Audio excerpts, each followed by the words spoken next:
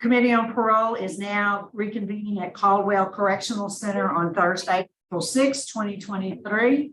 Is there any staff in the room at Caldwell that would with you, sir? Yes, ma'am. My name is Lieutenant Tatum. All right, thank you, sir. Thank you, Lieutenant, for accommodating us this morning. And Mr. Darby, would you introduce yourself? Tell us your name, your DOC number. My name is Paul Darby, DOC number 564088. All right, Mr. Darby, and let me acknowledge some guests who have joined us this morning. Your fiance, Miss Amanda, is here, wants to speak on your behalf, as well as your sister, Miss Frances Hoy. Amanda will be speaking on your behalf. At the appropriate time, we'll ask her to do so. You are classified as a third felony offender. You're currently serving a 6-year sentence. You were sentenced as a habitual offender January 20th of 2022 for obscenity. Your parole eligibility date is January 9th, 2023.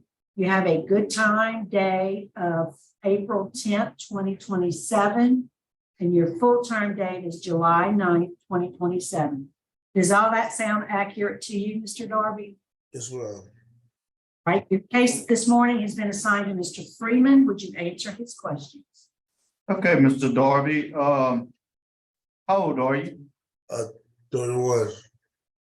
Okay, and what's your educational level? Graduated. Okay, how long have you been in jail on this charge? Going on 2 years.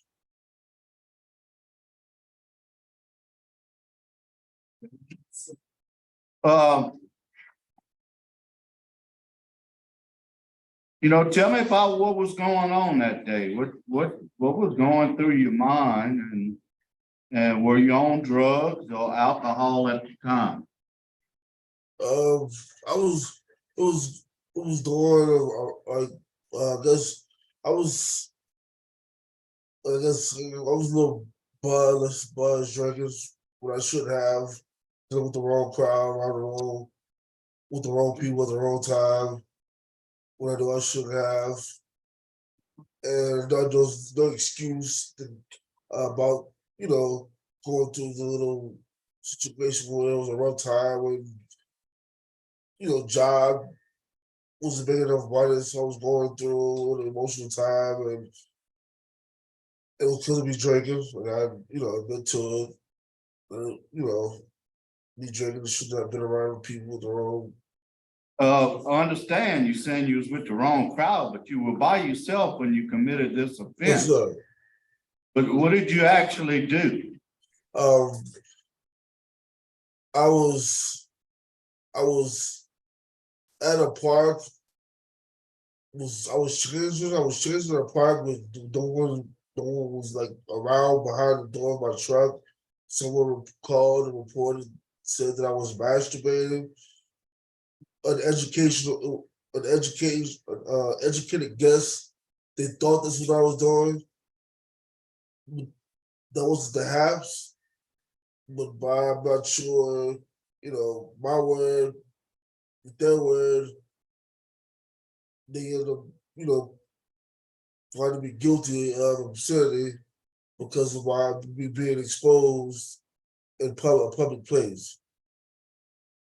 Okay. Did you have your clothes on? Sir? Did you have your clothes on? Yes, sir. Yes, sir. I had a rain jacket on. A rain jacket.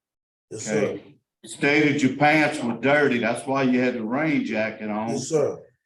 But they found your shorts, and police said they wasn't dirty. So your story really didn't match up with what they found. What kind of drugs do you use? What kind of drugs at that time were you using? Alcohol. Okay. Any other drugs? No, sir. Have you ever done any other kind of drugs? Marijuana. Okay. Have you ever received any treatment for these for your alcohol and your drugs? Yes, sir. I guess I was a I was a juvenile at the time. I forgot what Mhm. program it was. It was a juvenile. It was like 16. I forgot the name of the program. I'm sure they don't follow me at this point since I'm an adult. Okay, let's talk about your criminal record. When you were 16, you were charged with battery on a school teacher. You was put on 6 months probation, which closed successfully. Well, I mean, what happened in this incident? You got in a fight with your teacher? Uh, I had an altercation with a student, and the teacher was trying to, I guess, break us up. And instead of me, the teacher grabbed me, I kind of pushed, grabbed some of him off of me, try to get, Mhm. continue to fight. I guess he got hurt during the altercation. Okay. Then in 6/15 of 2012, in 2 of 10, you got convicted of simple burglary. You were placed on probation, and that probation was revoked due to a new simple criminal to damage property. Then on 6/15/2012, you were released on good time supervision. This was also revoked due to simple burglary. You had new crimes and possession of drugs. On 4/8/14, you were sentenced and put on probation with a split sentence for distribution of marijuana, 3 counts, and possession of legend drugs.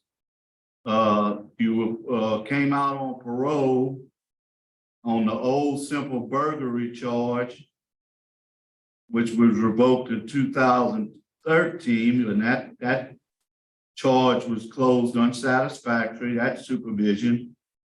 And then you still came out again in 2018. You was put on a split sentence for supervision until 9/18. During the probation. You was arrested and charged with 2nd-degree battery, and this led to a misdemeanor battery conviction, which caused your probation to be revoked. Judge ordered a special condition of anger management instead of revocation, and it was reduced to a misdemeanor. And you completed that term. Why have you had so much trouble following instructions from probation?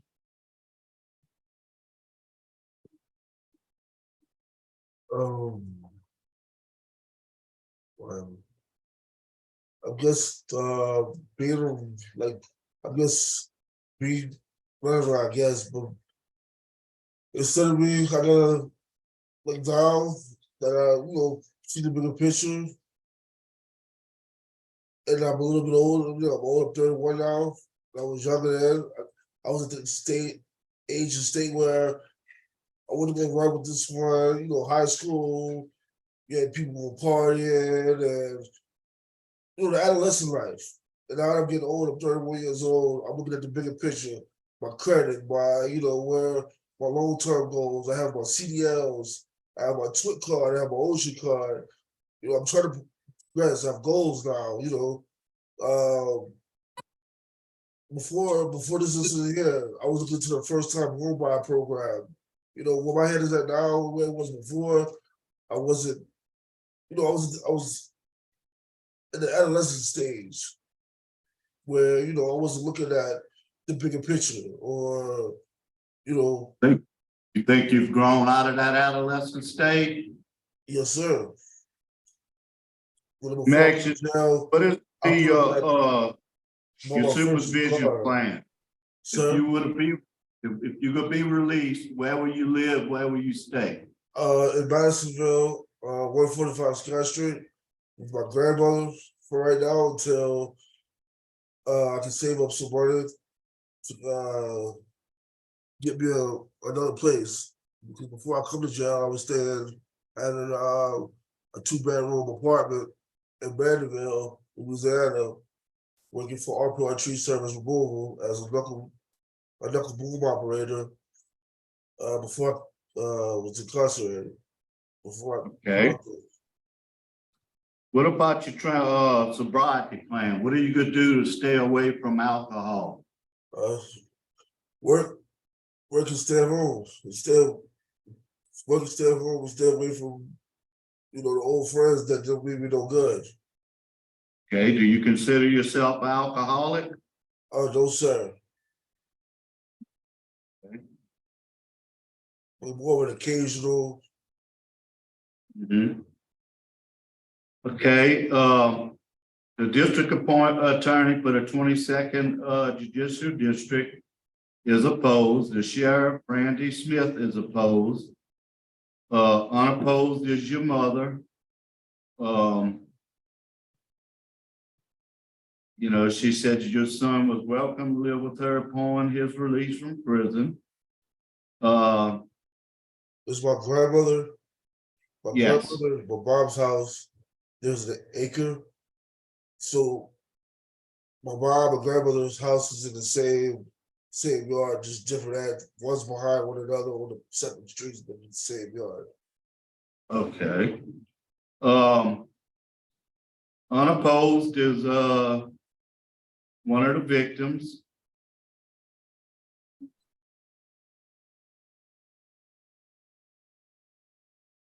And she requested no restitution.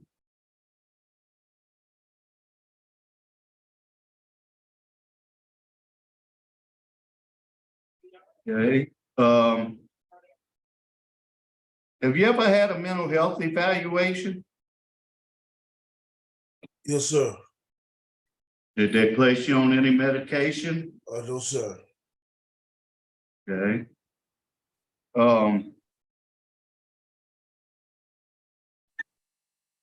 You took classes. You took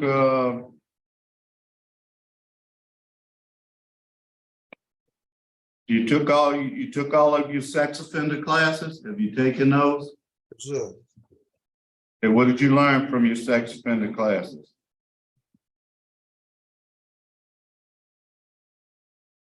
That that I really feel I'm just not to do those things, not to be, if I gotta do something like that, stay dirty. Or before I go having to jump out of these restroom, kill myself. Get not be, Okay. You've taken, like I said, you've taken some good classes too.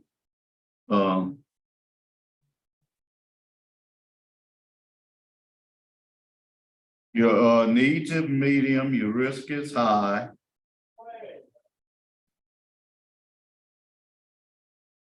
Warden, has he had any write-ups or any disciplinary problems since he's been there? no, sir. No, I'm asking the warden, is he still in there? Yes, sir. Yes, sir. I'm still here, Lieutenant Tatum. Not to my knowledge, he had any write-ups. Okay, so I've had no problems with him since he's been there. How long has he been there? Roughly around a year. All right, that's all the questions I have, Mr. Nutt. All right, thank you. We'd like to hear from Miss Amanda now.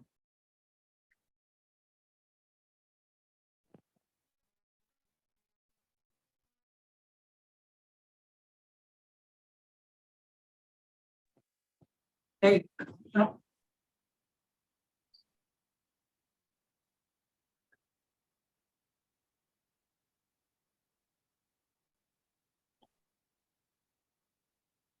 Go ahead, what would you like us to know? Hello. Yes, ma'am, we can hear you. Okay, because it keeps cutting out. I'm sorry. I just want to say that Paul is a really good person. He's come along. We got a lot of change. I've known him, we've been together, and right before he was sentenced, he was really getting himself back on track. He can come home and be productive. Would like to see him get a job offshore to better himself. I do, we do plan on getting married. I do have 7 children, so he is going, he's involved with my children, and he's been good with them. 5 grandbabies, and the oldest grandbaby is really missing him. And I think that just him being more focused and in tune and being away from the wrong crowd and being accepted into my family, support, I think that he'll do good. Okay, yes, ma'am. Thank you so much for your remarks. We appreciate it. Mr. Darby, is there something you'd like to say to us before we vote? As well, that will take me consideration as, look at me not being so much of a, bad individual, and allow me to, grant me parole so I can go home and be a productive citizen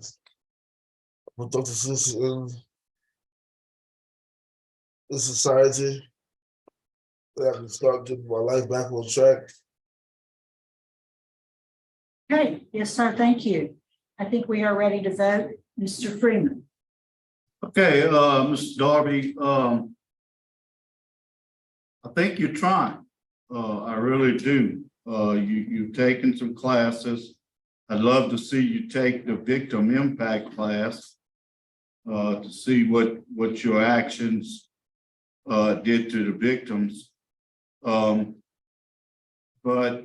today I just don't feel right, and my vote is to deny due to your poor supervision hearing supervision record and lack of time served. Mr. O'Shea.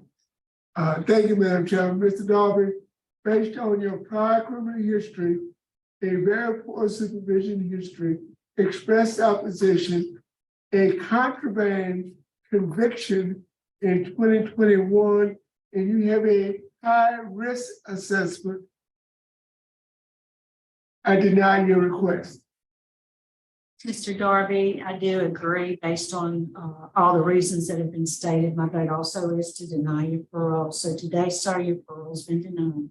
We do wish you well, sir.